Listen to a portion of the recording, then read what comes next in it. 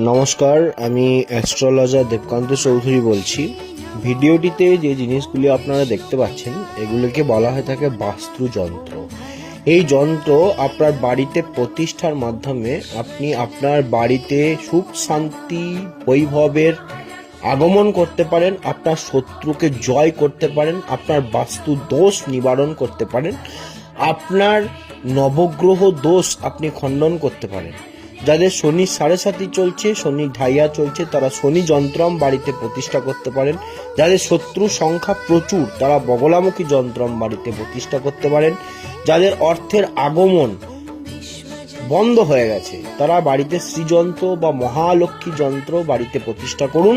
এতে আপনার জীবনে সুখ শান্তি বৈভব আসবে এবং বাস্তু দোষ নিবারণ হবে, আপনার নবগ্রহ দোষ খণ্ডন হবে। যারা নিতে চাইছেন নিচে দেওয়া বুকিং নাম্বারে আমার সঙ্গে যোগাযোগ করুন হোয়াটসঅ্যাপে। ভালো থাকুন, সুস্থ থাকুন।